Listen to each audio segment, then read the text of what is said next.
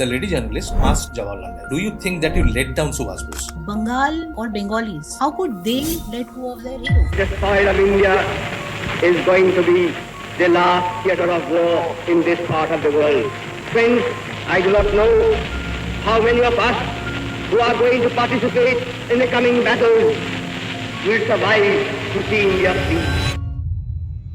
बहुत लोगों के लिए मुश्किल हो जाएगा, बीजेपी के लिए भी बहुत मुश्किल हो जाएगा. In our country there is only one political party which has Gandhi's name as a source of inspiration, that is BJP, not even Congress. तब भी बोलते थे that he sided with the Axis powers. He is a fascist, he is a dictator. और जो बोला है उन्होंने, अगर वो सच है, it is so mind-boggling, so baffling. 63-64 से he is already talking about Bangladesh war. Bangladesh war का क्या strategy, क्या करना है, कैसे करना है, वो सब बोल रहे हैं. Indira Gandhi was assassinated. He was extremely आप लोगों को भी कई बार सुनने को मिला होगा कि ये कॉन्स्पिरेसी थ्योरीज है. इसको समझने के लिए आपको 1939-40 में जाना पड़ेगा. When Subhash Bose walks out of Congress, Netaji never fit in with Congress. there was a deplorable lack of clarity in his plans. दुनिया में कहीं पे भी आधा बॉम्ब और एक पिस्टल लेके किसी ने रेवोल्यूशन नहीं किया है. But he used to tell them कि he was the first national level leader who was talking of converting other faiths to Hinduism. He used to wear a mala, he used to carry Gita with him all the time. 2025 में जो debate चल रहा है nationalism good bad, उसका जवाब 1920 100 साल पहले दे चुके हैं. उसके बाद Subhash Bose had an alliance with the Muslim League. तो इस पे हिंदू महासभा को बहुत गुस्सा आ गया. And yet जो उनका ड्रीम था अपना देश का झंडा जो है रेड फोर्ट से फहराने का, और उनके सामने मेजर वॉर्स हुई, पाकिस्तान की, बांग्लादेश की, चाइना की, तो तब क्यों वो ओपनली ऑपरेट नहीं कर पाए? जेल में जब भी जाते थे उनका रूल था कि जहाँ पे भी रहेंगे वहाँ पर्दा लगा के एक कोने में he used to set up his temple. Let's take a step back और चंद्रचूड़ बात करते हैं हम उस समय की, जब आप कह रहे हैं कि 2019 में अभी बिल्कुल रिसेंटली जो भी जस्टिस सहाय कमीशन की रिपोर्ट्स थी उनमें क्या क्या फ्लॉज थे. हमें ये समझ आ रहा है कि there was again a very lackadaisical attempt to bringing out the facts. चलिए ये मान लेते हैं कि कांग्रेस का एक रीज़न था, ये मान लेते हैं कि बीजेपी का पॉलिटिकल रीजंस था. उन्होंने initially tested waters whether they gain popularity with using the Bose name in Bengal, but they couldn't strengthen their position there. लेकिन अब जब हम आज बिल्कुल आज की बात करें और तब से बात करें जब से जो है सो कॉल्ड कम्युनिज़म बंगाल से कम्युनिस्ट सरकार जा चुकी है, इसको भी काफ़ी समय हो गया है. बंगाल और Bengalis, how could they let go of their hero? आप आज देखें महाराष्ट्र में आज भी लड़ जाते हैं अगर छत्रपति शिवाजी का नाम आता है. किसी भी रीजन में अपने हीरोज़ को इतना डिफेंसिवली प्रोटेक्ट करते हैं, इतना ज़्यादा अग्रेसिवली प्रोटेक्ट करते हैं. फिर ऐसा क्या हुआ कि बंगाल का bhadralok, which had a strong foothold in the has been having a strong foothold throughout in the politics of the country, क्या हुआ कि बंगाल और बंगाली अपने बोस को भूल गए? मैं ये नहीं बोलूँगा कि भूल गए हैं, ये थोड़ा लेयर्ड है, थोड़ा नुआंस्ड है. अब आज की बात से अगर हम शुरू करें तो आपको ये देखने को मिलेगा कि पहली बात तो ये है कि जो भी कोर्ट केसेस हुआ है, जैसे भारत रत्न का जो कोर्ट केस था, that was filed by a Bengali lawyer. Mukherjee commission जिस पीआईएल की वजह से वो सारे फॉलोअर्स थे गुमनाई बाबा के, दे वर बंगालीज.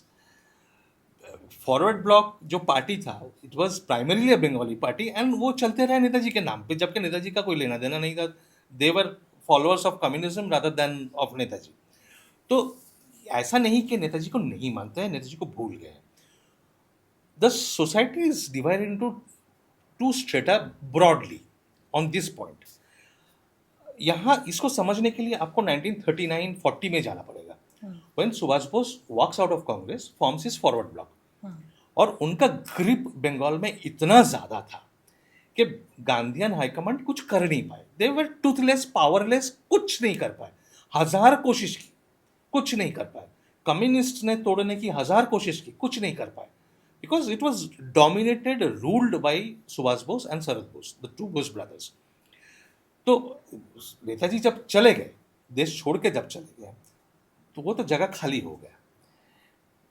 कम्युनिस्ट पार्टी को के ऊपर से बैन हटा दिया ब्रिटिश सरकार ने 1940 के एंड से, और उसके बाद the communist party became collaborator, they became ally of the British government, क्योंकि वहाँ स्टालिन ने चर्चिल के साथ दोस्ती कर ली तो हमारे यहाँ पे भी ये दोस्त बन गए।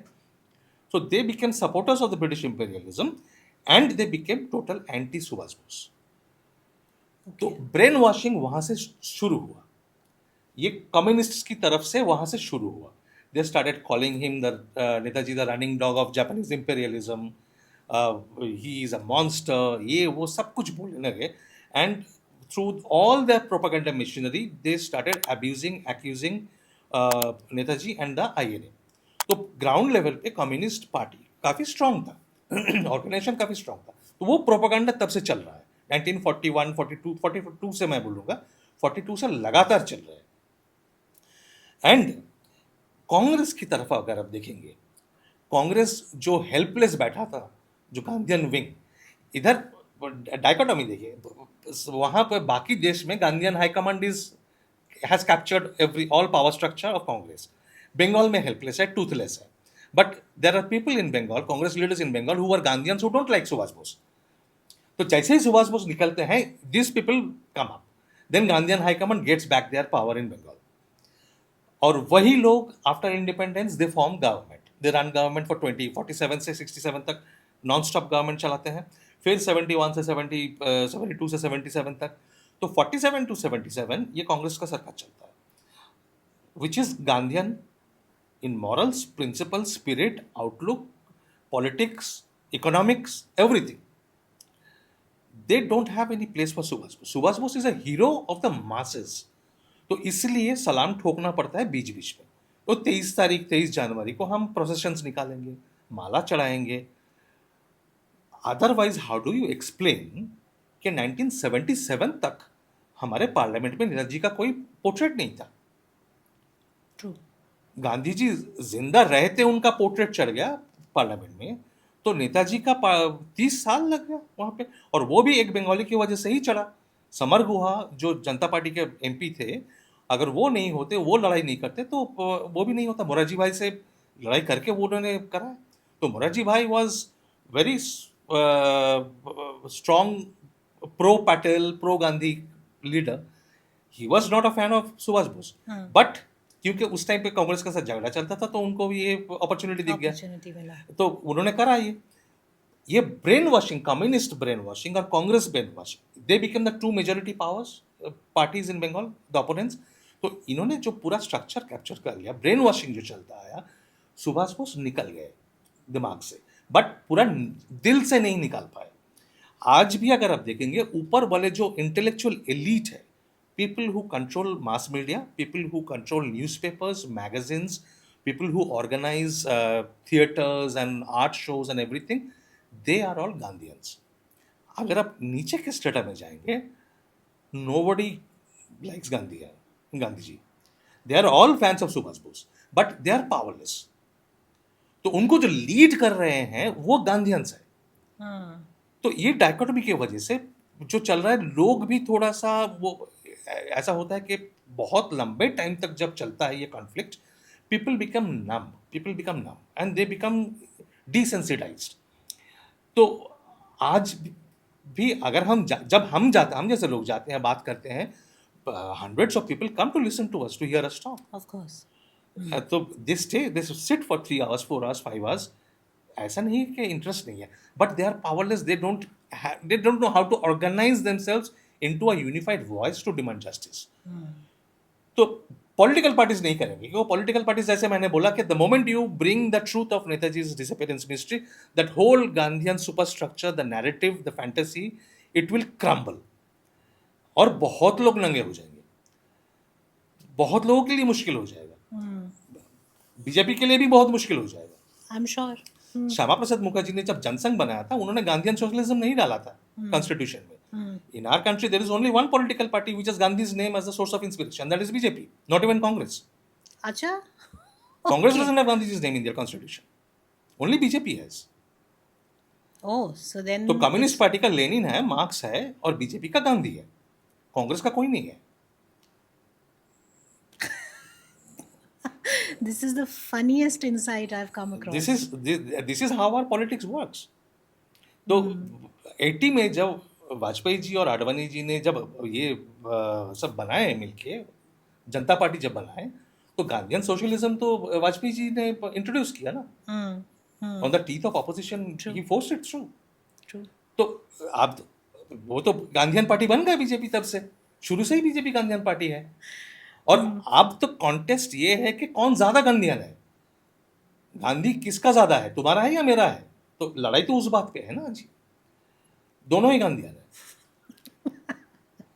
तो यहाँ पे सुभाष बोस को कैसे लाएंगे? Hmm. सुभाष बोस को the moment you bring him in, the whole Gandhian fantasy crumbles. Shatters. Hmm.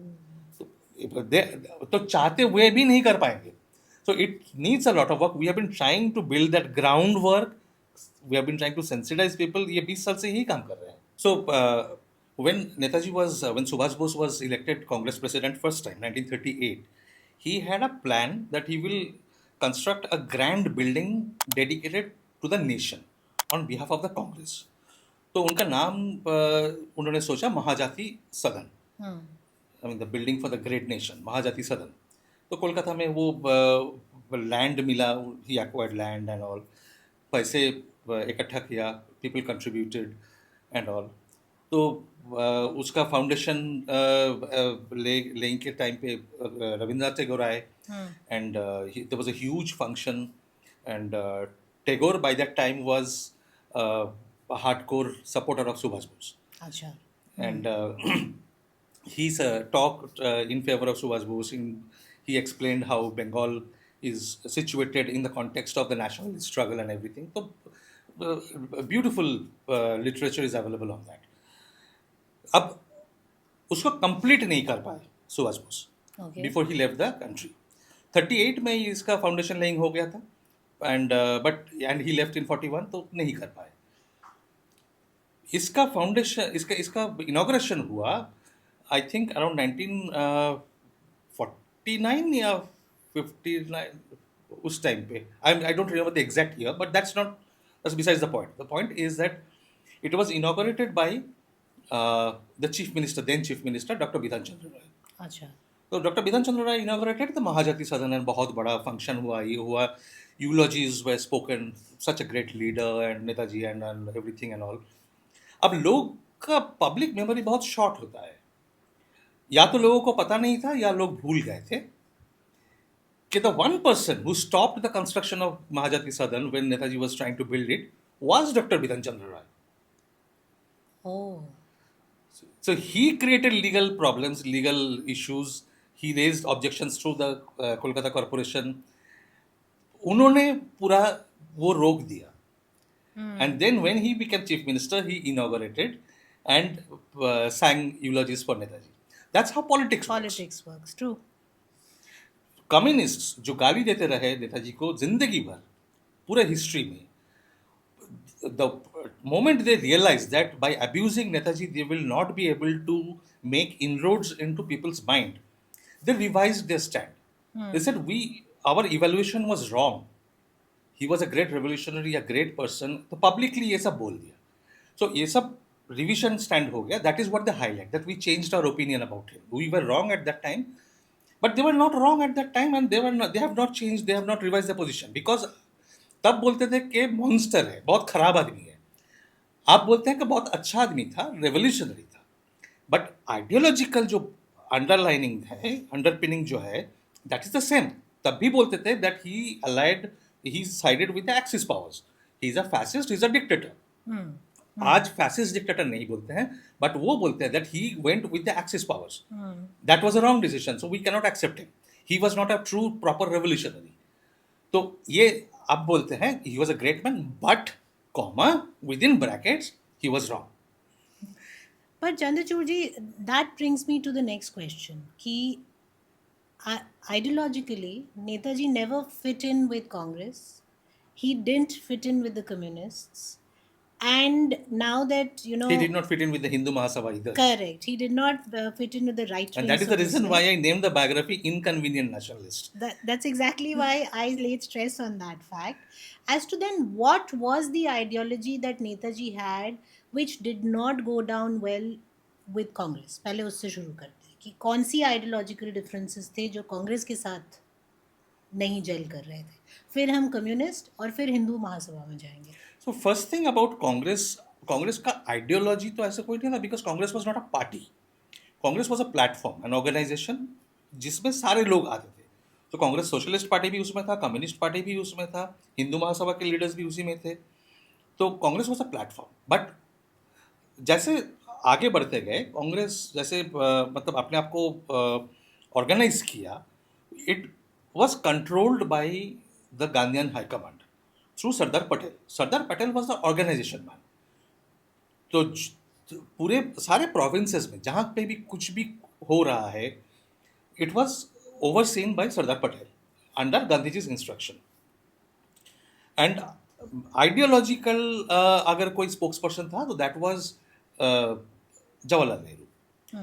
So Jawaharlal Nehru used to talk about economy, he used to talk about foreign policy and all. So Subhash Bose was also like that. Till around 1938, everything was hunky-dory, fine and all. On the surface at least. Gandhi ji के साथ सुभाष बोस का differences शुरू हुआ the moment Subhash Bose came back from England after resigning from the ICS. So he resigned from Indian Civil Service. He came back to India, stepped down in Bombay from the ship. By chance, Gandhiji was also in Bombay, so he straight went to meet Gandhiji in his foreign suit and boot and everything. So he was very embarrassed. कितने बड़े आदमी ऐसे बैठे हैं और मैं suit boot में आ गया. He was very. तो Gandhiji put him at ease. कोई बात नहीं. They had a long chat, long conversation, and Gandhiji patiently answered all his questions. Subhash was not happy. He said there is a deplorable lack of clarity, and these are his words. There was a deplorable lack of clarity in his plans.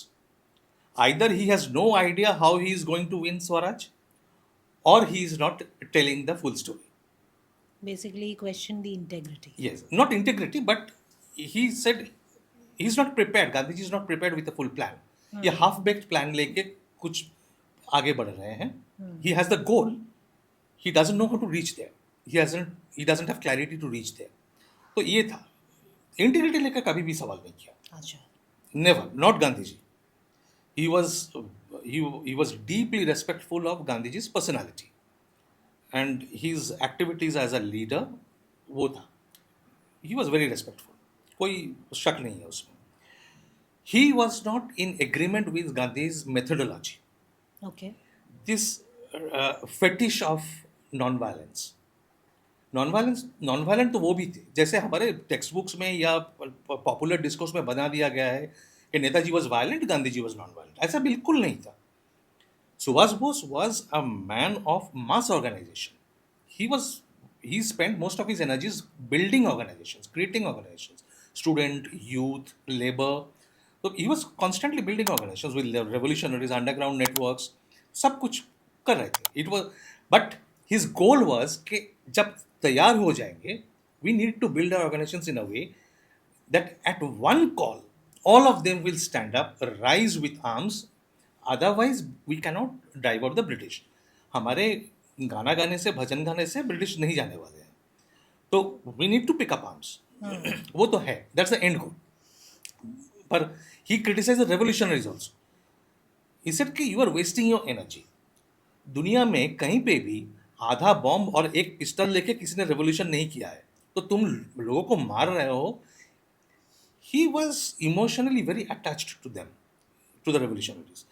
कि मतलब these are people who are giving up their lives without thinking, without a second thought. They are giving up everything in their lives that we value. Family, पैसे, fame, सब कुछ छोड़ के देश के लिए अपना जान दे रहे हैं. तो इसके लिए इतना प्यार और इतना इज्जत था नेताजी के मन में. But he used to tell them कि ऑर्गेनाइज करो, अपने आप को संगठित करो. तो so that when you strike there is an impact.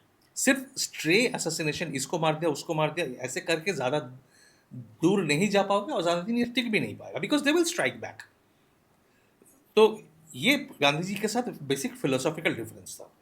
फिर गांधी जी का जो प्रोग्राम्स होता था सिविल डिसोबीडियंस का, जैसे कैसे करना है, कितना दूर जाना है। 1928 में Gandhi ji insisted on dominion status, कि भारत को डोमिनियन स्टेटस चाहिए। तो Subhash Bose was the person who stood up and said no, dominion status can not be our goal has to be independence. तो सुभाष का जो यूथ ब्रिगेड जो सपोर्टर्स था, उनके प्रेशर की वजह से Gandhi ji had to agree कि अगर अच्छा चलो कॉम्प्रोमाइज कर लेते हैं, 1 साल देते हैं इनको, ब्रिटिश गवर्नमेंट को, अगर 1 साल तक वो हमारा बनाया हुआ कॉन्स्टिट्यूशन एक्सेप्ट नहीं करते हैं, then we will change our goal, the goal of Congress, to complete independence. तब जाके पूर्ण स्वराज लाहौर 1929 में अडॉप्ट हुआ, अदरवाइज नहीं होता। पर लोग ये जानते हैं, लोग ये याद रखते हैं कि 1929 में लाहौर कांग्रेस में इंडिपेंडेंस वाज लेकिन द वो उसके गोल। पीछे कौन था वो नहीं जानते। पहले तो वो बात है, दूसरी बात ये भूल गए हैं कि गोल ऑफ कांग्रेस कंप्लीट इंडिपेंडेंस, पूर्ण स्वराज, ये अडॉप्ट हो गया था 1927 में मद्रास कांग्रेस में, और ये रेजोल्यूशन पास कराया था Jawaharlal Nehru. And Gandhi ji was mad, he was angry to no, I mean to any extent, he was completely mad with anger, and he threatened Jawaharlal Nehru कि अगर तुम्हें ये लगता है तुम्हारा रास्ता अलग है, मुझे मेरा रास्ता अलग है, तुम अपना रास्ता जाओ, मैं अपने रास्ते जाता हूँ। And Jawaharlal Nehru gave up, he said no, I can't think of a political career without you, मैं आपको कैसे छोड़ सकता हूँ। तो ये पैटर्न हो गया नेहरू का। And at the fag end of his life, in one of his interviews to a foreign lady journalist, Nehru admitted, the lady journalist asked him point blank that, do you think that you let down Subhash Bose? And I think that is the most honest interview of Jawaharlal Nehru. He admitted without any ambiguity, that yes, I let him down. Because Subhash का सोचने में और मेरे सोचने में कोई फर्क नहीं था, बट हमेशा मैं वही करता रहा जो बापू ने चाहा, क्योंकि for me Gandhi ji was India, I could not imagine India without Gandhi ji. Subhash ऐसा नहीं था, for him India was India, for me Gandhi was India. So I always agreed with him, his plans, his programs, his actions, but I always sided with Gandhi ji when Gandhi ji opposed Subhash. तो ये उनका अपना कहना है, मेरा नहीं। So this was a pattern, set pattern. तो गांधी जी ने जब सिविल डिसोबीडियंस विथड्रॉ कर लिया 1934 में, तब सुभाष एग्जाइल में है, वियना में है, यूरोप में है। उनके साथ है सरदार वल्लभ भाई पटेल के बड़े भाई विट्ठल भाई पटेल। विट्ठल भाई पटेल और सुभाष बोस एक साथ एक जॉइंट स्टेटमेंट इशू करते हैं वियना से, एंड दे लैम्बास्ट गांधी जी, दोनों मिलके। लोग सरदार पटेल को याद रखा है, विट्ठल भाई पटेल को भूल गया है। विट्ठल भाई, जब 1938 कांग्रेस हरिपुरा कांग्रेस हुआ, जो जहाँ पे Subhash Bose was the president, तो वो हरिपुरा का नाम रखा गया था विट्ठल नगर। वो बहुत बड़ा एक बस्ट सेटअप किया गया था विट्ठल भाई पटेल का, अभी भी है वो। तो विट्ठल भाई पटेल और इन्हें इतना क्रिटिसाइज किया, and Subhash Bose used in informal conversation that he is a used piece of furniture. Gandhiji is a used piece. His utility is over in Indian politics. So his take on Gandhiji was great. He has done immeasurable service to Indian nationalism. He restructured Congress. He democratized Congress. लोगों में जो dissemination है, जो nationalism, patriotism, political awareness का जो consciousness है, वो disseminate उन्होंने किया। Nobody can contest that. उन्होंने, गांधी जी ने ये किया कि अवेकनिंग, पॉलिटिकल अवेकनिंग जो है वो गांधी जी का देन है, but his utility stops there. In new India he has no role to play. He might play an advisory role, but उसके आगे कुछ नहीं। आगे जहां जाना है वहाँ the new generation has to take over. And even in the speech where he called Gandhiji by the name of father of the nation, वहाँ पे भी बहुत साफ साफ पोलाइट भाषा में यही बताया है कि अगर आपके रास्ते पे चलते हुए भारत को आज़ादी मिलती तो मैं देश छोड़ के नहीं आता। भारत को ऐसा आज़ादी मिलने वाला नहीं है, but you are the leader, you are the father of the nation, you bless us कि हम यहाँ जो मूवमेंट खड़े किया है so that with your blessing we can go and get India her independence. Subhash देश छोड़ने से पहले गांधी जी से मिले थे एंड गांधी जी से बहुत तब झगड़ा चल रहा था, but they were always very open and frank. So Gandhi ji used to scold Subhash and Subhash used to criticise Gandhi, no holds barred, but that did not spoil their personal relationship. तो गांधी जी ने उनको बोला था कि if you are successful in your way I will be the first one to congratulate you. Okay. तो Subhash return the compliment by calling him father of the nation. We need your blessings and हम यहाँ ये कर रहे हैं, हम देश की तरफ आगे बढ़ रहे हैं. We will enter India, we will capture Red Fort, we need your blessings. That just for the reason वो बहुत पोलाइट उसमें फादर ऑफ द नेशन बोला. What is father of the nation? सब तो बापू बोलते थे ना, तो बापू ही तो हुए फादर ऑफ द नेशन, मतलब वो तो बापू ही हुए. फादर बापू का इंग्लिश वर्जन है father of the nation. That is what the Congress के साथ ये डायकोटोमी था. ये गांधी जी के साथ आइडियोलॉजिकल था. ठीक बाकी है. आइडियोलॉजिकल किसी का कुछ था नहीं कांग्रेस में. इंडियन हाईकमांड में गांधी जी की बात चलती थी और गांधी जी जो बोले वही फाइनल वर्ड है. Not a member of Congress but he is the dictator of Congress. Before we move ahead, just a small reminder to hit the subscribe button. लेकिन सुभाष बोस को खुद आज की अगर हम when we talk about conversations today, तो आज लेफ्ट विंग और कम्युनिज्म में बहुत कम सा फाइन लाइन सा अंतर बताया जाता है. लेकिन Subhash Bose was a left wing ideology wise, but he was not inclined towards communism. No, तो क्या डिफरेंस था वहाँ? मजे की बात यह है कि कमिंटर्न जब बना था एंड 1922 में कमिंटर्न का जो मीटिंग होने वाला था, इंटरनेशनल मीटिंग होने वाला था, 2 people from India got invited and one of them was Subhash Bose. He didn't go. And when he was sent to exile for the first time in Burma, in Mandalay jail, the government accused him of being communist sympathizer at least, if not a communist activist. Okay. तो Subhash Bose said, if I had to be a communist, मुझे तो communist बन जाता तो मैं तो मज़े में रहता, इंटरनेशनल ट्रैवल करता, इधर जाता उधर जाता, इंटरनेशनल सेमिनार में जाके बड़े बड़े स्पीचेस देता, काम करने के बाद कुछ करना नहीं पड़ता. I am dying here, he was dying in Mandalay and he was given the offer के you apologize, given undertaking that you will not get into this kind of extremist politics, we will let you go. He said नहीं, ऐसा कुछ नहीं होगा. ना मैं बाहर जाऊंगा ट्रीटमेंट कराने के लिए अपने पैसे से, ना मैं आप लोगों को कोई अंडरटेकिंग दूंगा. मुझे मरना है तो मैं यही मरूंगा, पर आपको छोड़ना है तो ऐसे ही छोड़ना पड़ेगा. And the British government was compelled to let him go, कि इतना तबीयत खराब हो गया था ट्यूबरक्यूलोसिस की वजह से. बट कम्युनिज्म के साथ उनका हमेशा वो रहा है, डिफरेंस ऑफ ओपिनियन रहा है, डिफरेंस ऑफ अप्रोच रहा है.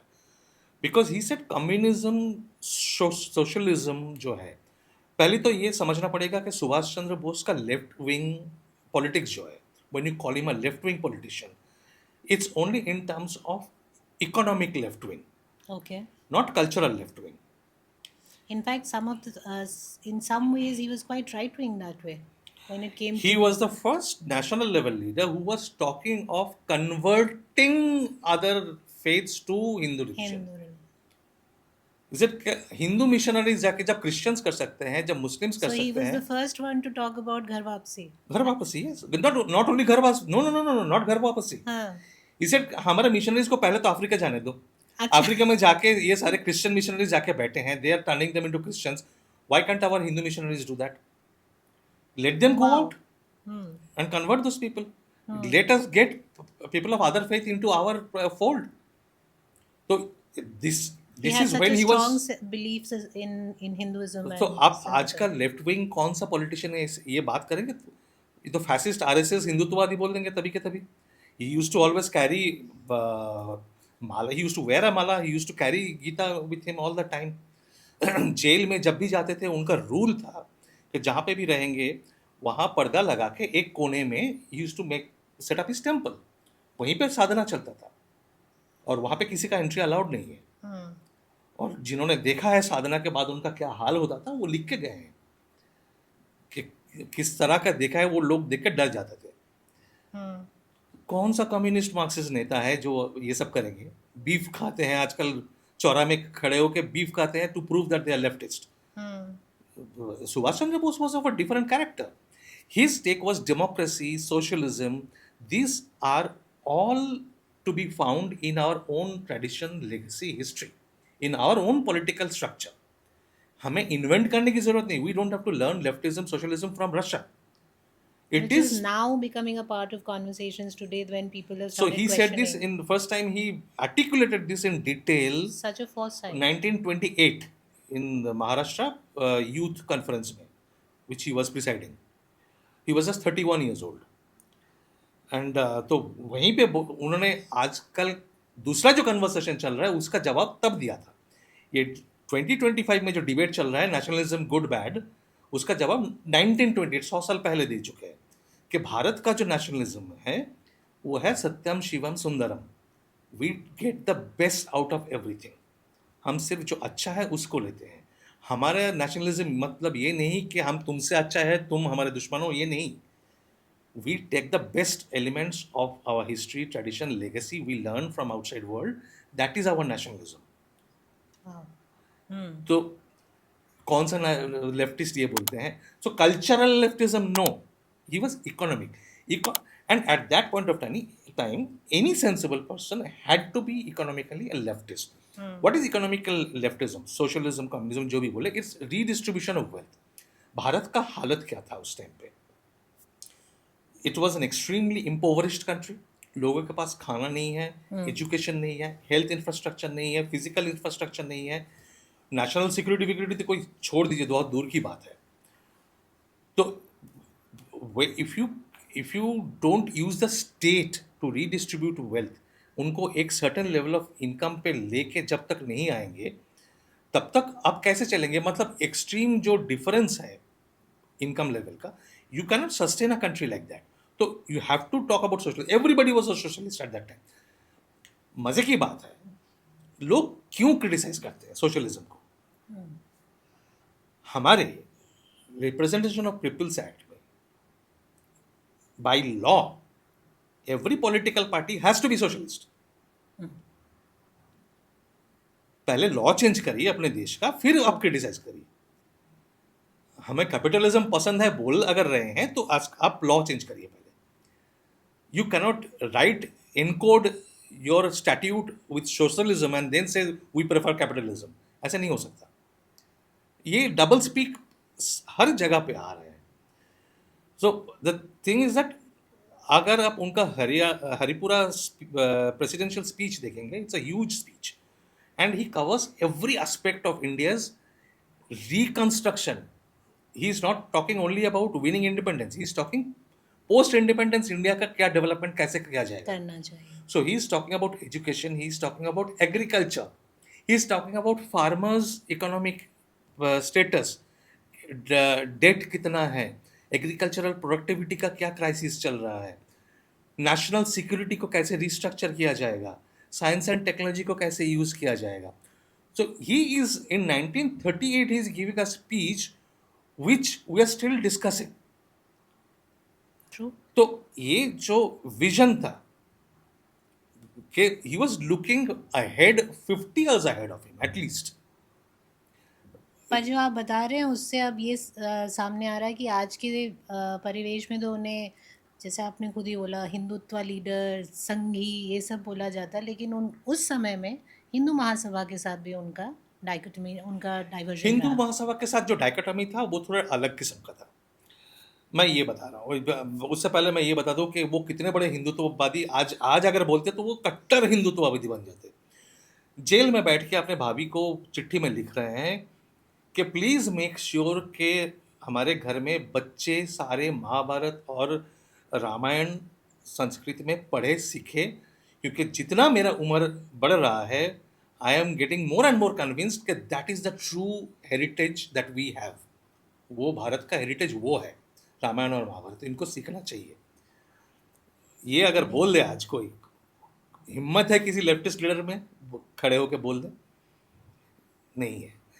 वो पलट के महाभारत रामायण को गाली देगी टू प्रूव देयर सेक्युलरिज्म. तो Subhash Chandra had no compulsion to prove that he was secular. He was so secular कौन से ऐसे, और दूसरा हमारे नेशनल लीडर है जो हमारे हिंदू रिलीजियस फेस्टिवल्स सेलिब्रेट करने के लिए फाइट किया था ब्रिटिश के साथ। मंदालय में सरस्वती पूजा करना है, हंगर स्ट्राइक कर दिया। दुर्गा पूजा करना है, हंगर स्ट्राइक कर दिया। उसके बाद अलीपुर जेल में फिर से हंगर स्ट्राइक कर दिया दुर्गा पूजा करने के लिए। He got beaten up by mounted police. And तो जो हिंदुत्ववादी आज के लीडर्स हैं, उनमें जो ग्रुप है, पॉलिटिकल पार्टीज है, उनमें से भी कितने लोग खड़े होकर मार खाए हैं for Hindu cause? I don't think there is anybody. कि हिंदू कॉज के लिए, हमारे हिंदू राइट्स के लिए किसने लड़ाई किया है? एक लेफ्टिस्ट लीडर ने किया है, सुभाष बोस ने किया है। Don't call him leftist, he was leftist economically. तो ये ब्रांडिंग लेवलिंग जो है ना, बहुत मिसगाइडिंग है, कंफ्यूजिंग है, और हमें आदत पड़ गई है।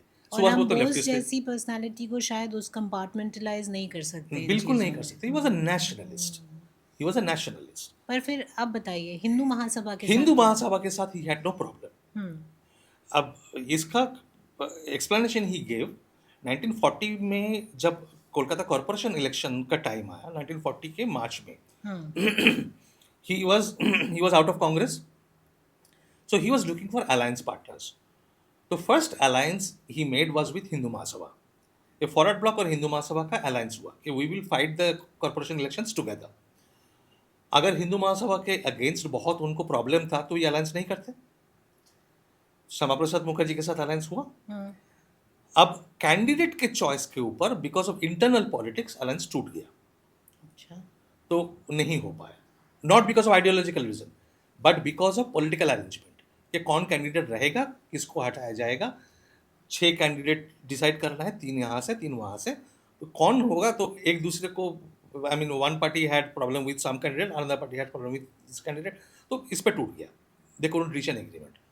उसके बाद Subhash Bose had an alliance with the Muslim League. Okay, तो इस पे हिंदू महासभा को बहुत गुस्सा आ गया हम्म, कि तब से हिंदू महासभा उनके अगेंस्ट चले गए कि ये तो ही इज एन इस्लामिस्ट अपीजर, ये कर रहे हैं, हिंदू मुस्लिम लीग के साथ अलायंस कर लिया है। Hmm, so Subhash Bose said this is a local election, this is only for Kolkata corporation. यहाँ पे the only goal objective is to run the corporation smoothly so that the city is well developed and taken care of. यहाँ पे ideological कोई issue नहीं है, hmm, but ideological issue था। Ideological issue ये था, he could see that the Muslim League was taking a very radical turn, very fast, okay, and he had to check that. He wanted to check that. कि मुस्लिम league को अगर आप रोकेंगे नहीं, उनके रेडिकल एजेंडा को रोकेंगे नहीं, तो more and more people will keep joining. But as a leader of his stature, वो खड़े रहे अगर, he will act as a balancing power, balancing and as a kind of a check dam. Hmm, तो निकलते रहेंगे ऐसे नहीं होगा। तो he will give up kind of a break, he will act as a break. वो role था उनको। ये हमारे हिंदुस्तानी भारतीय लीडर्स को समझ में नहीं आया। ये बात समझ में आया ब्रिटिशर्स को। तो गवर्नर्स गवर्नर्स का रिपोर्ट जाता था, governor used to report, send weekly report to the viceroy. तो ये जब हुआ, मुस्लिम लीग के लीडर्स को बहुत खुशी हुई। दे स्टार्टेड सेलिब्रेटिंग कि हमने इतना बड़ा हाथ मार लिया है हम्म, कि सुभाष बोस हमारे हो गए तो मुस्लिम लीग के हो गए। हिंदू महासभा इधर चिल्ला रहे हैं क्या ये तो मुस्लिम हो गए। He said कि the governor wrote to the viceroy that the Muslim League is celebrating their victory, but they don't know who they are dealing with. Okay, He is so slippery that he will turn the tables in a way they won't even realize कि उनको क्या मार के हुआ चला क्या? गया। हम्म, तो Britishers are sharpest in their political sense कि कहाँ क्या हो रहा है, अंडर करेंट्स क्या है, वो स्पॉट करने के लिए they are the most capable. हमारे भारतीय लीडर्स उतना केपेबल नहीं है। ये सारे बहुत इमोशनल हैं, बहुत ऊपर ऊपर की चीज़ें देखते हैं और गाली देते हैं, ये करते हो। तो anyway the point is that during that time Subhash Bose, क्योंकि हिंदू महासभा के साथ अलायंस टूट गया, he started talking against Hindu Mahasabha. Hmm, So he said, I have never had a problem with Hindu Mahasabha because अगर आप कांग्रेस का बंगाल में एटलीस्ट कांग्रेस का मूवमेंट देखेंगे, हम्म, they have been run and led by Bengali Hindus. तो हिंदू महासभा जो काम कर रहे हैं, जो काम करते आए हैं, वो बहुत अच्छा काम करते आए हैं, वो काम करते रहे। मेरा प्रॉब्लम है कि ये कल्चरल ऑर्गेनाइजेशन से पॉलिटिक्स में क्यों घुस के आ गए। पॉलिटिक्स में घुसने की क्या जरूरत थी? Because they are mudding the scenario, they are creating trouble for us, for Forward Bloc, and वैसे ही हम लड़ रहे हैं गांधीयन हाईकमांड के साथ। तो यहाँ घुस के they are creating a third party which is complicating stuff. So that is what I have a problem with. Why do they have to come into politics? Why do they have to use the religious sentiments for earning votes? Let them do for the society, for the culture, what they have been doing. I have no fight with Hindu Mahasabha. Clear statement. अब लोग ये बोलते हैं कि हिंदू महासभा के meetings तोड़ दिए थे, पत्थर फेंके थे, श्यामा प्रसाद मुखर्जी का सर फोड़ दिया था। तो ये बहुत स्टोरीज आपको सुनने में मिलेगा, ट्विटर वगैरह वो सब देखने को मिलेगा। तो ये है लेफ्टिस्ट कबाल जो है उनका प्रोपागेंडा मशीनरी। अच्छा, पत्थर फेंका गया था, Shyama Prasad Mukherjee was injured undoubtedly, but not only him. पत्थर फेंका गया था, मीटिंग तोड़वा दिया गया था, कांग्रेस का भी, कम्युनिस्ट्स का भी, और दे वर ऑल्सो इंज्योर्ड। उस टाइम पे जो गांधीयन कांग्रेस का स्टेट प्रेसिडेंट थे, बंगाल प्रोविंशियल कांग्रेस कमेटी का जो प्रेसिडेंट थे, उनका भी सर फोड़ दिया था। बट दे विल, ये आपका ये लेफ्टिस्ट और कांग्रेसी हिस्टोरियंस या प्रोपागेंडा जो चलाते हैं वो आपको ये स्टोरी नहीं बताएंगे। वो सिर्फ बोलेंगे कि श्यामा प्रसाद का मीटिंग तोड़ा था। हाँ, तोड़ा था, क्योंकि सुभाष के पीछे जो रेवोल्यूशनरी बैकअप था, जो बैकिंग कर रहे थे, दे वर यंग हॉट हेडेड। मतलब सुभाष बोस के बारे में कोई कुछ बोल दिया तो उसको तो निकालो, नीचे उतारो, पहले उसको मारो। तो ये नया ट्रेंड नहीं है, वो तभी से चल था। रहा। You can condemn that trend. Subhash Bose himself condemned that. He said, "No, I have never asked them to do that, and if they have done that, I'm condemning the act. That is not how they should do it." He himself condemned that. But ये उनके कहने पे नहीं हुआ था, और हुआ था तो सबके साथ हुआ था, कांग्रेस के साथ भी हुआ था, लेफ्टिस्ट के साथ भी हुआ था। उनको भी पीटा गया था, उनको भी मारा गया था, उनके भी कपड़े फाड़े गए थे, पत्थर फेंके गए थे। तो सबके साथ हुआ था ये। But this was the electoral battle. He had a problem with the electoral battle of Hindu Mahasabha. And secularism की अगर बात करेंगे, he was a staunch Hindu by practice, Subhash Bose. उतना staunch by daily practice in his own life शायद ही और कोई हो। हिंदुत्व के जितने लीडर्स थे, शायद उनमें से भी आपको कोई मिलेगा नहीं। But it was, his was not an enmity towards Muslims. बाकी लोग तो सेक्युलरिज्म की बात करते रह गए। इन्होंने तो जो टाइम मिला 42 से लेकर 45 तक जो टाइम मिला, वहाँ पे इम्प्लीमेंट करके दिखा दिया कि सेक्युलरिज्म क्या चीज़ होती है, जहाँ पे आपको सेक्युलरिज्म का नाम लेने की भी ज़रूरत नहीं है। In that entire period Subhash Bose को कभी बोलना नहीं पड़ा that we are a secular government, we are a secular army. Bharat को आज़ाद करना है, हम भारत के लिए काम कर रहे हैं। ना हिंदू है, ना मुस्लिम है, ना सिख है, हम भारतीय हैं। ना औरत है, ना आदमी है, सब थे उस आर्मी में। हमारे देश माता को आज़ाद कराना है, बस ये एक मकसद है। उसमें तुम मुस्लिम हो, किसी को क्या हो, किसी को कोई फर्क नहीं पड़ता। He didn't have to preach the benefits or the glories of secularism. लोग अपने आप समझ गए। आज के दिन में हलाल का इतना बड़ा मुद्दा बन गया है, हलाल सर्टिफिकेशन, ये वो। आईएनए में तो कॉमन किचन बना दिया था। कौन सा झटका, कौन सा हलाल, किसी को कुछ पता नहीं है। सब बैठ के एक साथ खाए ना। किसी ने सवाल किया? किसी ने बगावत की? Did any single person object to it? Nobody. तो उनको बोलने की जरूरत नहीं पड़ा। वो पर्सनालिटी ऐसा था, उनका कैरिस्मा ही ऐसा था, मैग्नेटिज्म जो था, हिज वर्ड वाज एनफ। जो शाहनवाज खान जब रेड फोर्ट ट्रायल हुआ, he give the inside story of how Muslims saw the Indian National Army जब पहली बार बना था। इज इट जब इंडियन नेशनल आर्मी बना था, Sardar Mohan Singh was the commander in chief, hmm, general officer commanding बना. Hmm, nobody, he was a Sikh. तो सारे सिख और पंजाबी और हिंदू चले गए, हम्म, उनको देखा देखी. मुस्लिम्स नहीं गए बिकॉज दे डिस्ट्रस्टेड. थे सारे पंजाब रेजिमेंट के, 1/14 पंजाब रेजिमेंट के, ब्रिटिश आर्मी के थे. बट हिंदूज, पंजाबीज, मतलब Punjabi Hindus and Sikhs went, joined the INA. Muslims, most of them did not. Only a few went and joined the INA because they did not trust. इसके बाद जब INA बनने लगा तो इनको खटका. The Muslim officers had a meeting. इनको खटकने लगा कि अरे भाई देखो, ये सारे वेपन्स, आर्म्स एंड एम्यूनिशन सारे इन लोगों के पास जा रहे हैं. अब अगर सच सच में आईएनए भारत में पहुंच जाते हैं, अटैक कर देते हैं और सक्सेसफुल हो जाते हैं, तो सारे आर्म्स एंड एम्यूनिशन तो हिंदू और सिख के पास रह जाएगा, हमारे पास तो कुछ नहीं रहेगा.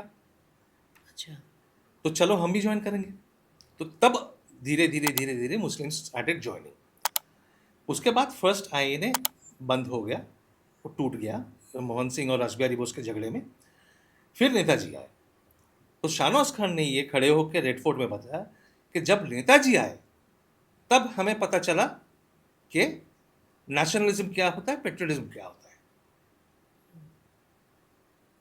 तब हमारे मन में से ये बात बिल्कुल निकल गए कि that we are fighting like Muslims, like Sikhs. So he unified people which nobody else could, not even Gandhi ji could. तो 46 में जब इतने भयानक कम्युनल राइट्स चल रहा है, nobody could stop the rights. यहाँ नाम जपने लगे, गांधी जी यहाँ पे बैठ के नाम जपने लगे, वहां पंडित जी बैठ के नाम जपने लगे. किसका नाम जपने लगे? सुभाष बोस और आईएनए का.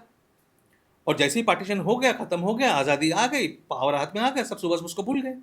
Chandrachud, थोड़ा सा step, we'll take a step back and go back to the point where you know, हमें ये आपकी पूरी बातों से ये चीज़ समझ आ रही है कि एक ऐसा पावरफुल पर्सनालिटी थी बोस की, जो अपने आप में ही लोगों में एक फेथ इंस्टिल करती थी, चाहे वो किसी भी जाति धर्म के हों. एक ऐसी पर्सनालिटी थी जो अपने कंटेम्प्रेरीज़ के लिए एक थ्रेट थी. एक ऐसी पर्सनालिटी थी जो स्ट्रैटेजिस्ट थी.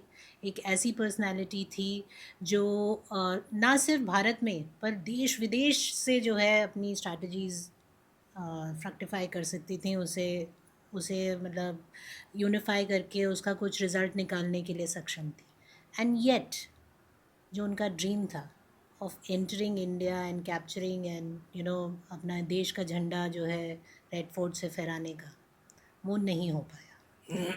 Let's go back to that point कि ऐसा क्या हुआ कि वो अपने इस कार्य में इतनी स्ट्रैटेजी, इतनी सारी प्लानिंग के बाद भी सफल नहीं हो पाए. अगर बात ये है कि क्यों वापस नहीं आ पाए सेकेंड वर्ल्ड वॉर के बाद, हमें पता नहीं है.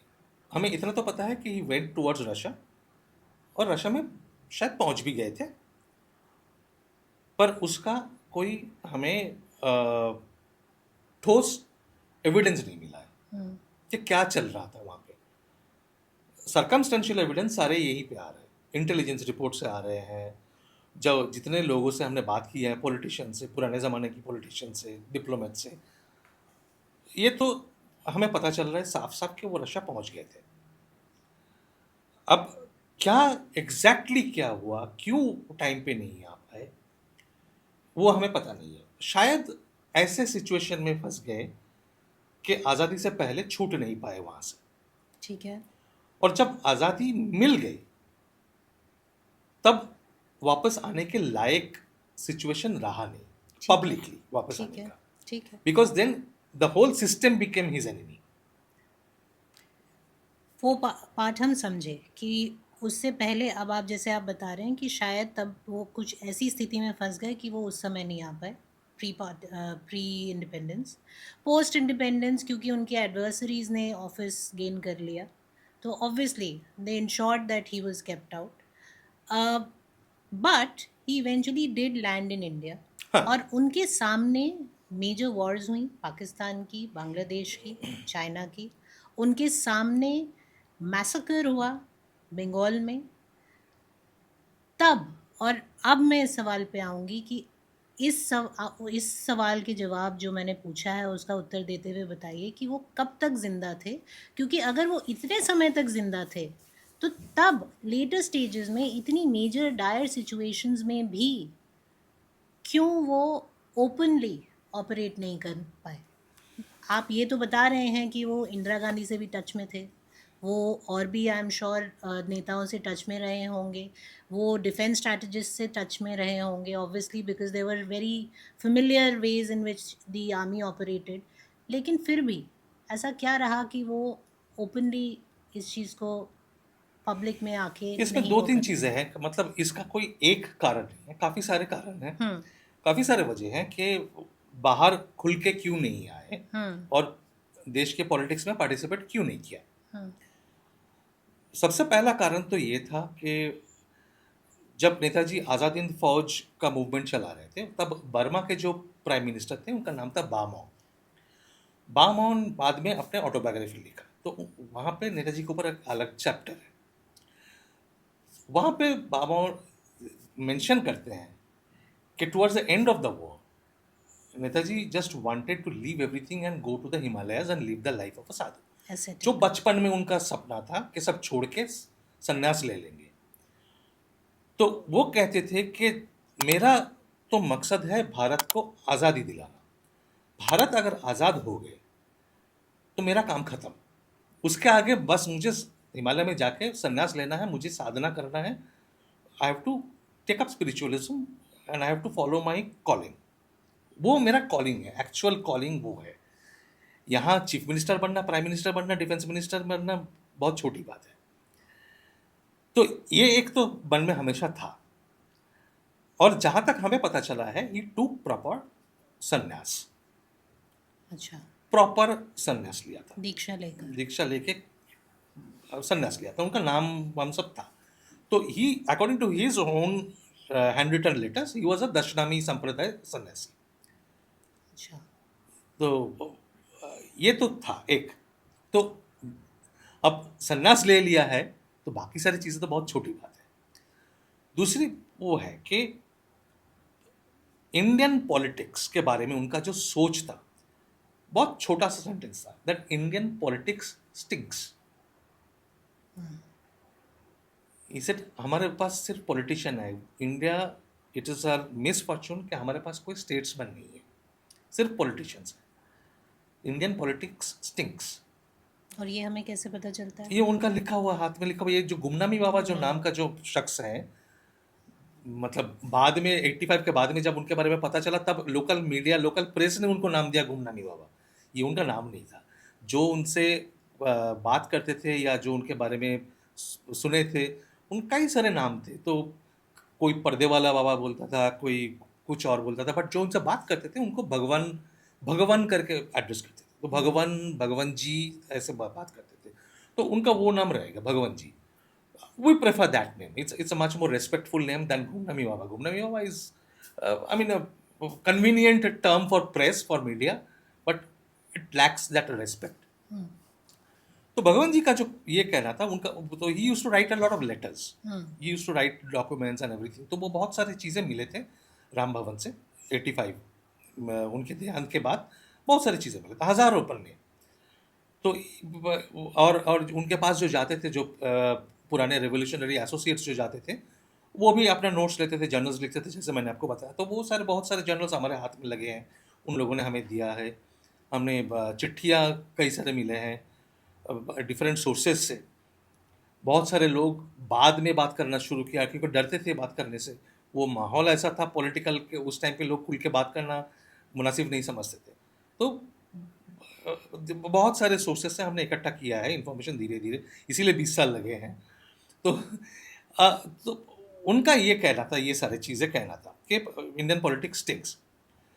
But the biggest reason why he didn't step out at that time, he said कि इफ आई स्टेप आउट, अगर मैं बाहर निकलता हूँ, मेरा बाहर निकलना ना देश के हित में है ना मेरे हित में है। क्यों? ही सेड कि अगर अभी जो कोल्ड वॉर चल रहा है दुनिया में, हम्म, मैं अगर बाहर निकल के आया तो इंडिया वो ना सिर्फ वो कोल्ड वॉर का सेंटर बन जाएगा, ये हॉट वॉर का सेंटर बन जाएगा। And India is a young Republic, young nation, अभी अभी इतना कुछ रास्ता तय करके आए हैं, पार्टीशन हुआ है, इतने लोग मरे गए, इतने लोग सफर किया है, मैं बाहर आऊंगा, मेरे लिए लोग फिर से मरेंगे, that is not acceptable to me. अब इसको थोड़ा एक्सप्लेनेशन देना पड़ेगा कि उनके लिए लोग क्यों मरेंगे, हाँ, कैसे हॉट वार का सेंटर बन जाएगा, कोल्ड वार का सेंटर बन जाएगा। ये बात हो रहा है 50s की। 50s को समझने से पहले हमें आज की बात थोड़ा देख लेते हैं। ठीक है। मोदी जी ने जब होलोग्राम इंस्टॉल किया,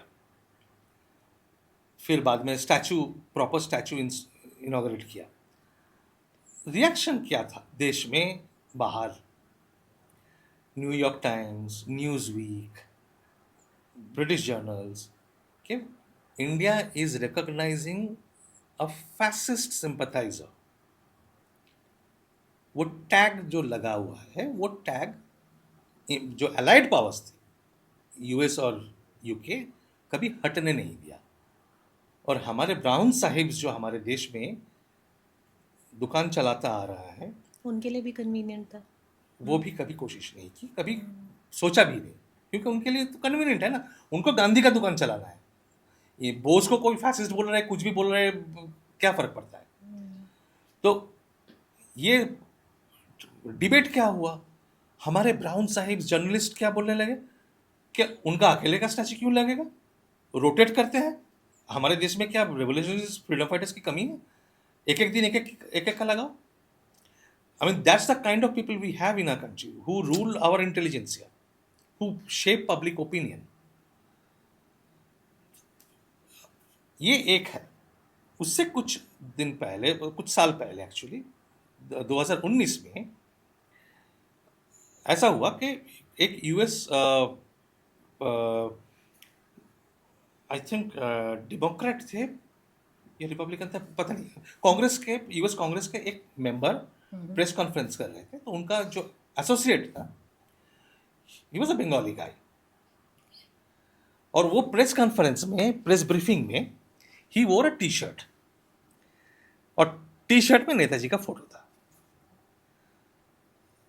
तो वहां हल्ला मच गया, दे वेंट क्रेजी कि ये फैसिस्ट सिंपथाइजर का फोटो लगा हुआ टी शर्ट पहने घूम रहा है, he is a fascist, and by extension जो यूएस कांग्रेस वुमन थे वो भी फैसिस्ट सिंपथाइजर है, मतलब शी एनकरेजेस दोज वैल्यूज। ये डिबेट कब हो रहा है? 2019 में, यूएस में। अब सोचिए 1950 में अगर सुभाष बोस सच में खड़े हो जाते बाहर आके, तो ग्लोबल रिएक्शन क्या होता इन लोगों का, तो पागल हो जाते, तो आर्मीज लेके आ जाते कि हमें हैंड ओवर करो। क्योंकि उस टाइम पे क्या हो रहा है, उस टाइम पे सारे ट्रिब्यूनल चल रहा है, वार क्राइम ट्रिब्यूनल चल रहा है, एक के बाद एक को पकड़ रहा है और लटका रहा है, फांसी में मार रहे हैं, they are terminating everybody in the war crimes tribunal. Europe में एक ट्राइब्यूनल हुआ, जापान में फारिस्ट का एक ट्राइब्यूनल हुआ। फारिस्ट का ट्राइब्यूनल में हमारे देश के जो जज गए, जिनको नॉमिनेट किया गया था, जो ब्रिटिश ने नॉमिनेट किया था, डॉक्टर राधा विनोद पॉल ने जापानीज के फेवर में अपना जजमेंट दिया, तो he become a villain not only to the British, he become a villain to Pandit Nehru. Pandit Nehru बाद में अपनी चिट्ठी में लिख रहा है, I don't have a very high opinion about him. तो ये माइंडसेट जब है, सुभाष बोस कहां से बाहर निकल के आएंगे, और बाहर निकल के आएंगे अपने दम पे आएंगे और लड़ाई करेंगे। अगर बाहर निकले, he would fight, he will fight in the end. तो वो फाइट के लिए सफर किसको करना पड़ेगा? देश को करना पड़ेगा, लोगों को करना पड़ेगा। And that's what he said, that I can't let my country suffer because of me. तो इसलिए मैं अभी बाहर नहीं निकल रहा हूं। मैं, ना मेरे हित में है ना देश के हित में है। That is another reason. There is another reason. Okay. बाहर आए, which party would he join? कौन सा पोस्ट लेंगे? होम मिनिस्टर का या डिफेंस मिनिस्टर का? his personality image is so big at that time. ये सब बहुत छोटी चीज़ है. कम्युनिस्ट पार्टी ज्वाइन करेंगे या कांग्रेस ज्वाइन करेंगे या अपना पार्टी बनाएंगे, पार्टी बनाने में बिजी हो जाएंगे, फिर वही लोकल इलेक्शन लड़ो, असेंबली इलेक्शन लड़ो, पार्लियामेंट्री इलेक्शन लड़ो, वो करते रहेंगे. No, he was not cut out for that. He said मुझे जो करना है मैं यहाँ बैठ के करूँगा, मुझे देश का काम करना है ना, मैं देश का काम कर रहा हूँ. People have some kind of idea कि he was just sitting there hiding somewhere in a room. He was active. और जो जो बोला है उन्होंने, अगर वो सच है, it is so mind boggling, so baffling, so sensational. He is talking about the Chinese war, 1962 Chinese war. He said to stop the war I had to cross the boundary 25 times. इधर उधर करना पड़ा मुझे इस उम्र में. मतलब he was not that old, 65 थे, but under the conditions that he was living in, तबीयत तो खराब हो ही जाता है उस कंडीशन में. He said I had to cross over so many times. 65 के वॉर की पूरा डिस्क्रिप्शन दे रहा है, कहाँ पे क्या स्ट्रैटेजी करना चाहिए वो बोल रहा है. He sent messages via messengers, क्या मैसेज भेजा था, क्या करना चाहिए, वो सब बात कर रहे हैं, डिस्कस कर रहे हैं. उसी टाइम से जैसे मैंने बताया 63 64 से ही already talking about Bangladesh war. Bangladesh war का क्या स्ट्रेटेजी, क्या करना है, कैसे करना है, वो सब बोल रहे हैं. अपने लोगों को बोल रहे हैं कि बॉर्डर एरियाज में चले जाओ, लाखों लोग आने वाले हैं. कैसे पता है ये सब? 79 में ही is talking about the Afghanistan Pakistan border, कैसे जिहादी मुजाहिदीन सारे जाके कैंप बना के बैठे हैं, कहाँ से आर्म किया जा रहा है उनको, एम्यूनिशंस कहाँ पे आ रहे हैं, अमेरिकन का क्या रोल हो रहा है, रशिया को कैसे हटाया जा रहा है. आंखों देखा. आई मीन इतना माइंड बॉगलिंग है कि देश के अंदर क्या हो रहा है. He is talking about stuff in real time, conversation of heads of state. कभी इजिप्ट के हेड ऑफ स्टेट के साथ मॉस्को में बात हुआ प्रेसिडेंट के साथ, तो नेक्स्ट डे ही सेइंग कि ये था, ये बात हुआ. अब हमें कैसे पता कि ये तो बंदा फेंक रहा है, अनलेस वी कैन कोरोबोरेट, बंदा तो फेंक रहा है. बट लक फेवर्ड अस कि जब हम कॉनन्ड्रम लिख रहे थे, जस्ट उससे कुछ साल पहले एक अमेरिकन सोवियत डिप्लोमेट का, कैरियर डिप्लोमेट का डायरीज डिक्लासिफाई करके पब्लिश किया गया. अच्छा. और भगवान जी ने जिस डेट का, जिस कन्वर्सेशन का जिक्र किया था, वो कन्वर्सेशन का जिक्र उस डायरी में है. Oh. So he is talking about the 60s. Basti करके एक जगह है उत्तर प्रदेश में, beyond civilisation at that time. वहां पे बैठ के कैसे पता चल रहा है उनको कहाँ पे क्या, यूएस सोवियत यूनियन का हेड ऑफ स्टेट इजिप्ट के हेड ऑफ स्टेट के साथ क्या बात कर रहे हैं, उनको कैसे पता? So you mean to say even his machinery was quite must be, otherwise how does he working नो? actively? How does he अकेले know? तो नहीं कर सकते. अकेले तो नहीं कर हाँ, सकते. network. चाइना कब एटॉमिक बॉम्ब एक्सप्लोड करने जा रहे हैं, how does he know? How does he know कि बेजिंग के नीचे अंडरग्राउंड सिटी बना हुआ है, something which is talking about in late 60s early 70s, जिसके बारे में, जो सिटी के बारे में बाहर निकल के आ रहा है खबर in the first decade of this millennium. 2005 या 2004 में वो पहली बार बताया गया. तो उसके 40 साल पहले उनको कैसे पता चल रहा है? उनको कैसे पता चल रहा है कि जशोर में जाने वाला है, पहला वो अटैक होने वाला है, Jessore is going to be captured? उनको कैसे पता चल रहा है कि संजय गांधी और इंदिरा गांधी के बीच में क्या झगड़ा हुआ है? Wow. It's giving me goosebumps. तो ये सारे जो चीज है, हाँ, फ्रॉम 60s ऑनवर्ड्स बार बार एक बात बोले जा रहे हैं, communism will die at the place of its birth. Is it के मेरा ये लिख लो, अगर मेरी बात झूठ निकलते हैं तो do whatever you want. Do you see that happening? Communism died in Soviet Union in 1991.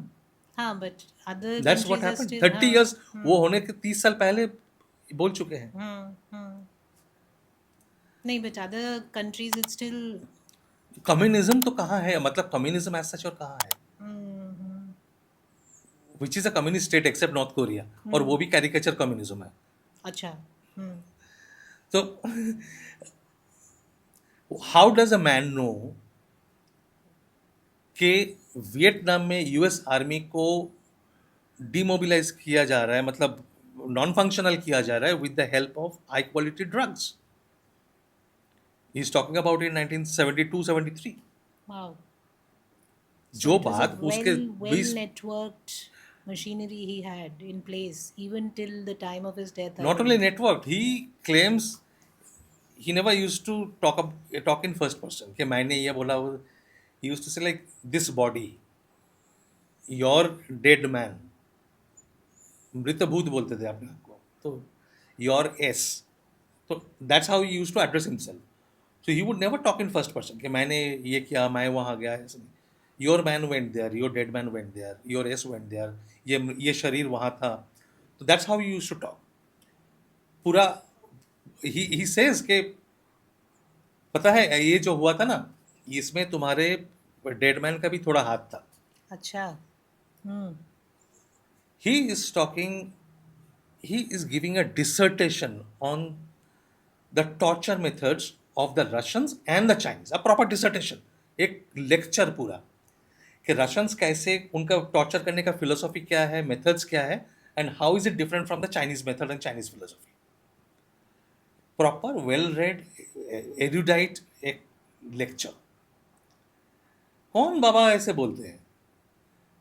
He is जब And it does that corroborate also with the fact that people did not find him in his place for a long time in between? लोग कोई continuous जाके नहीं मिलते थे ना. Different people were given different times. जब time allot किया जाता था तभी जा तभी सकते आते थे. थे. Nobody could just walk in. Okay. When Mao Tsetung died, he gave the reason. He was very fond of Mao Zedong as a person. His take was कि both Russia, both Soviet Union and China think that I am their man. But इनको पता नहीं है कि मैं शोकनी मामा हूँ.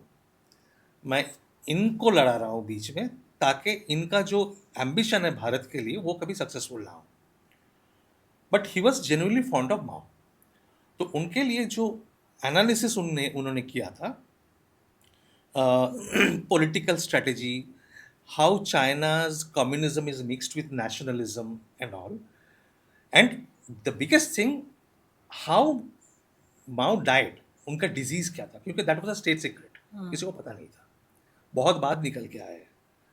और वो उस समय अपने उसमें next day, the day after Mao's death, he was very sad, broken down, depressed. तो उन्होंने जो कमेंट्री दिया ना, हमने मैंने इसमें लिखा था इसका कॉनड्रम में कि after Mao's death, after few days, Richard Nixon wrote an op-ed in New York Times, either New York Times और Washington Post. There is so much similarity कि दैट लेवल ऑफ स्टेट्समैन कैसे सोचते हैं, कैसे देखते हैं, बर्ड्स आई व्यू कैसे लेते हैं, how they look at things, वो जो similarity of looking at things, analysing, perspective, कि कितना हाई क्वालिटी एनालिसिस यहाँ. और जिन लोगों के सामने बैठ के बात करते थे, ये तो उनके सर के ऊपर से जाता था ना. इनको समझ में कहाँ से आएगा कि क्या बोल रहे हैं, मतलब क्या क्या वर्ड्स यूज कर रहे हैं वो. तो वो लिख लेते थे बस. And that is their biggest contribution कि रिलीजियसली, मेटिकुलसली वो सारे नोट करते थे. तो ये एक के बाद एक, when Indira Gandhi was assassinated, he was extremely annoyed. And जो एक बंदा था, मतलब तब बंदा था, अब he is quite old now. He was a very young college student at that time, and he went and he heard भगवान जी से कि कितनी बार मैंने काओ को बोला कि सिक्योरिटी बढ़ा दो. लोगों को पता भी नहीं है कि आर्यन काओ 84 में उनका रोल क्या था. हु वाज काओ इन, सबको ये पता है कि ही क्रिएटेड RNDW. 84 में who was R N Kao, where was he? Indira Gandhi security chief, equivalent of NSA. True. लोगों को पता नहीं है ये. तो एक बाबा को पता है वहाँ अयोध्या में बैठे हुए, एक बाबा को पता है कि लाल बहादुर शास्त्री और आयूब खान के बीच में क्या कन्वर्सेशन हो रहा है, and what Ayub Khan is threatening Lal Bahadur Shastri with the kind of sentence that he says कि तुम हिंदुओं का धोती हम उतार लेंगे। सुनने में कम्युनल लगता है ये, बट और ये 65 के वॉर के बाद जो मतलब भगवान जी ने जब बताया, तब तो कहीं बाहर पब्लिक डोमेन में ये सारी बातें नहीं थी ना। This incident was written down in a book by one of the generals, Pakistani generals, I think 20 या 30 years later. तो इस बाबा को कैसे पता चला कि आयूब खान ने लाल बहादुर शास्त्री को ये बोला है?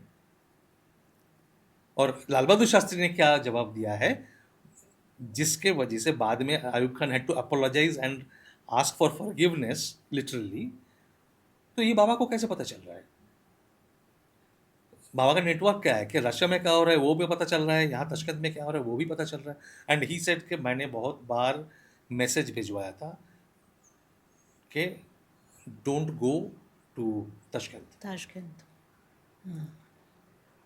It's a trap. वो भी एक थियोरी है जो जिस पर कहा जाता है कि कॉन्स्पिरेसी थियोरी गढ़ी जाती है। जैसे कि आज जो है शायद मैं आप लोगों को भी कई बार अपनी पूरी 20-25 साल की जर्नी में सुनने को मिला होगा कि ये कॉन्स्पिरेसी थियोरीज हैं, ये कॉन्स्पिरेसी थियोरीज हैं। तो let's move to that aspect Chandrachud. Conspiracy theory के बारे में मेरा ये कहना है, जो जी। कॉन्स्पिरेसी थियोरी जो हमें बोलते हैं कॉन्स्पिरेसी थियोरिस्ट है, हम्म टिपिकली जो स्टक अप एकेडमिक हिस्टोरियंस होते हैं who think no end of themselves, हम्म कि only they know how to read documents, only they know how to understand, interpret documents and all. उनके लिए मेरा ये कहना है कि there are more things on heaven and earth than your archival documents you can dream of. तो archival documents is not the full story. जो documents archive में पहुंचे नहीं हैं, हम वहां से बात कर रहे हैं, वो आप तक पहुंचे नहीं हैं अभी तक। वो डीक्लासिफाई होगा, नेशनल आर्काइव में जाएगा, प्रॉपरली सजाएंगे उसको, उसके बाद आप अपॉइंटमेंट लेके जाके बैठ के स्टडी करेंगे, 10 साल बाद किताब लिखेंगे। वो वहाँ पहुँचने से पहले हमने किताब लिख दी है, आप 10 साल बाद पढ़ेंगे उसको, जब पढ़ेंगे तब बात करना। Then call us conspiracy theorist, we are ahead of you. पर चंद्रचूड़ आप, so let's go back to the beginning of this conversation. क्या करने की कोशिश कर रहे हैं आप? पिछले 25 सालों से आप जो इस काम में जुटे हुए हैं, लगे हुए हैं, अपना मुझे लगता है भूख प्यास नींद सब हराम करके जो आप इस काम में लगे हैं, क्या करना चाह रहे हैं? एक के बाद एक आप किताबें निकाल रहे हैं, आपका एंड गोल क्या है? एंड हमारा एंड ऑब्जेक्टिव जो शुरू से था, it's very simple, to establish the truth. हुआ क्या था and can we prove it. इतना तो साफ था कि प्लेन क्रैश में मौत नहीं हुई है, पर वो भी प्रूव करना है, वो भी प्रूव करना है। मुखर्जी कमीशन का रिपोर्ट तो रिजेक्ट कर दिया। फिर जब एक आरटीआई एप्लीकेशन गया to the current BJP government in 2017 regarding Netaji plane crash, death in plane crash, तो सरकार ने बोला कि हम तो मानते हैं कि उनकी मौत हो गई। तो there was a huge hue and cry on that कि बीजेपी की सरकार है, कांग्रेस बोले तो चलो मान भी सकते हैं, पर बीजेपी कैसे बोल गया? तो the government had to react, to respond. तो होम मिनिस्ट्री ने क्लैरिफिकेशन दिया कि this is, we are going with the cabinet decision of the Congress government, previous Congress government, but if credible information comes forth, we can reconsider, those will be reconsidered. तो तब हमने decide किया कि हम ये कॉनन्ड्रम लिखेंगे और ये बोस डिसेप्शन लिखेंगे। क्यों? क्योंकि हमारा मकसद था ये दिखाने का, बोस डिसेप्शन खास करके to show the government two things. First, कि जो आप कांग्रेस गवर्नमेंट के 2006 का कैबिनेट डिसीजन के बेसिस पे अभी भी उसी बात को पकड़ के बैठे हैं, वो गलत है। गलत इसलिए है, we have shown in this book that the cabinet was misinformed, deliberately misled, and that's a crime in a democracy, a crime of highest order in a democracy, to mislead the cabinet. Cabinet अगर mislead हो गया तो वो government का decision बन गया, government then misleads the parliament. This is a crime in democracy. तो पहला तो ये है, ये हमने दिखाया है क्योंकि जिस नोट के बेसिस पे कैबिनेट को इन्फॉर्म किया गया था, we have analyse that note line by line, word by word, and we have demonstrated how it was deliberately misinterpreted, it was twisted, and things were taken out of their context, and the cabinet was misinformed deliberately, not by mistake. It was a deliberate action. तो जो cabinet का decision ही गलत है, आप उसको लेकर कैसे बैठ सकते हो? पहली बात ये है. दूसरी बात ये है कि आप बोलते रहते हो कि हम रशिया से बात करेंगे, डॉक्यूमेंट्स मांगेंगे, जापान से बात करेंगे, डॉक्यूमेंट्स मांगेंगे जो उनके पास क्लासिफाइड फाइल्स अभी तक है, यूके से मांगेंगे. हम बोलते हैं कि पहले तो चैरिटी बिगिंस एट होम. अपनी तो सारी फाइल्स डिक्लासिफाई कीजिए. कितना अजीब लगेगा सुनने में कि मोदी जी अगर पुतिन जी से मिलने गए, पुतिन जी से मिलके सामने सामने बैठ के बोले कि भाई पुतिन, हमारा एक नेता हुआ करता था ना, वो 45 साल में प्लेन क्रैश में मर गए, तो मरने के बाद आपके देश में तो नहीं आए. Just think of the question in your mind. कितना अजीब लगता है ये सुनने में. तो पुतिन बोलेगा क्यों, आप तो बोल रहे हो वो मर गए. तो मोदी जी बोलेंगे कि नहीं, हमारे देश में लोग बोलते हैं कि शायद उसके मरने के बाद आपके देश में आए थे. What kind of conversation is this? तो पुतिन बोलेंगे तो आप अपने आईबी और आरएनएडब्ल्यू के फाइल्स, मिलिट्री इंटेलिजेंस के फाइल्स सारे खोल के क्यों नहीं देखते हो? स्टेट प्रोविंसेस के जितने सारे सीआईडी, स्पेशल ब्रांच वगैरह जितने सारे फाइल्स हैं, वो खोल के क्यों नहीं देखते? हमसे मांगने से पहले तो अपना देख लो ना. तो हम अपना नहीं करेंगे तो दूसरे से फाइल मांगने का क्या फायदा? एक तो बात वो है. बट दैट इज एप्लीकेबल कि एकदम एंड सोल्यूशन जो है कि आखिर में हुआ क्या था, अगर प्लेन क्रैश में नहीं मरे तो हुआ क्या था? What happened? Justice Mukherjee could not answer that question, and that was the ground on which the report was rejected. Chandrachud, आपसे मैं जाने से पहले एक आखिरी सवाल, और क्योंकि आपने इस बात को इस विचार से ख़त्म करने की कोशिश की है कि हमारा जो उद्देश्य है, the only objective that you and Anuj have had all these years has been to bring the truth out. आज से probably जब तक भगवान जी जिंदा थे तब तक वो ट्रूथ आउट होता तो कुछ और बात थी. आज 2025 में भारत बदल चुका है, चीज़ें बहुत बदल चुकी हैं, हमारे विचार बदल चुके हैं, हमारे हीरोज़ बदल चुके हैं. आज 2025 में क्यों ये ट्रूथ आउट होना क्यों ज़रूरी है? आज भी क्यों नहीं हो रहा है? नहीं, क्यों ज़रूरी है? क्यों अब ज़रूरी क्या है? ज़रूरी है? पहले तक तो चलिए समझ आता था कि जब तक वो जीवित थे तब तक ट्रूथ आउट होता, एक अलग बात थी. उसके बाद जब आप लोगों ने रिसर्च शुरू की तब ट्रूथ आउट होता. अब तो इतने दशक बीत गए हैं, लोग मूव ऑन कर चुके हैं, उनके अपनी स्टेट के लोग मूव ऑन कर चुके हैं, तब भी आप इस पे जुड़े हुए हैं. क्यों? आज वो ट्रूथ आउट हो के क्या फ़ायदा हो? पहली बात तो यह है कि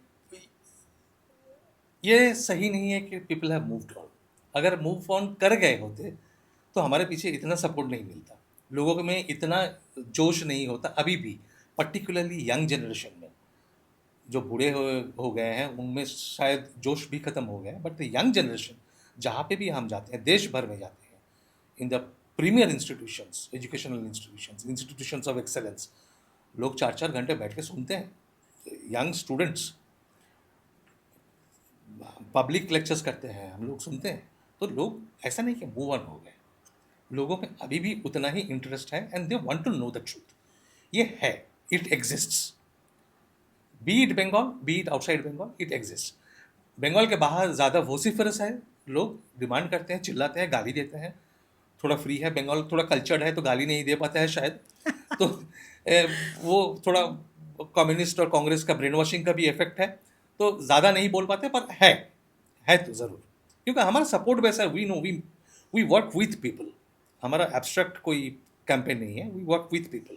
तो हमें दिखता है कि कहाँ कहाँ पे डिमांड्स हैं, बहुत है. But beyond and above that क्यों करें अभी इतने साल बाद? एक चीज हम शायद सभी भूलने को बैठे हैं कि there is something called self respect. जिस आदमी ने आपको आजादी दिलाया, आप उसको अगर ऑनर नहीं कर सकते, you don't deserve respect. George Washington को दबा देंगे अमेरिका कभी? सोच सकते हैं? नहीं कर सकते. चर्चिल, जिसको हम मतलब विलेन मानते हैं, he is celebrated in UK. Do they ask for our permission? क्या हाँ भाई हिंदुस्तानी हो, तुम्हें अच्छा लगेगा नहीं लगेगा बताओ, तो उसके हिसाब से हम करेंगे सेलिब्रेशन? नहीं करते. They don't give a dam. वो अपना नेशनल हीरो को सेलिब्रेट करते हैं. हमारे में सेल्फ रिस्पेक्ट की कमी है. हमारे में ज्यादा पॉलिटिकल एंगल की कीड़ा ज्यादा है. We look at political expediency. So this is a matter of self-respect. It's about honoring ourselves. It's about honoring the man who has put us in this position कि आज हम बैठ के यहाँ आराम से बात कर पाए. नहीं तो अभी भी अंग्रेजों के जूते खा रहे होते. आपका बहुत बहुत धन्यवाद चंद्रचूड़. इस कॉन्वर्सेशन को जो भी हमारे व्यूअर्स सुने, आई होप वो एक नई जिज्ञासा, नई ऊर्जा के साथ, एक नई इंस्पिरेशन के साथ आपके साथ जुड़ें, और ये जो कोशिश है आपकी, उस पे जितना योगदान हो सके दें, क्योंकि जैसा आपने बिल्कुल rightly, it's a powerful statement that you made, that if we can't respect the hero of our nation who actually ensured our freedom, we don't have any right to self-respect as well. Exactly. So thank you so much for No, thank you taking very out much. this time, It's my pleasure. and I hope we've made the most of this conversation. We will bring you back onto the Indic Pen podcast. आज बहुत मज़ा आया, बहुत different conversation थी. Even though अनुज के साथ इस पर हमारी वार्ता हुई है, लेकिन आपके साथ एक नई इंसाइट मिली, बहुत सारे ऐसी चीज़ें पता चली जो हमारी पिछली बातचीत में रह गई थी. So thank you so much Thank you. For joining us. Thank you. हर सभ्यता की अपनी कहानियाँ होती हैं जिन्हें याद रखना ज़रूरी है. अगर आप भी भारतीय दृष्टिकोण से इन कथाओं का हिस्सा बनना चाहते हैं, तो अभी इस पॉडकास्ट को सब्सक्राइब करें और उन दोस्तों के साथ शेयर करें जो हमारी धरोहर को महत्व देते हैं.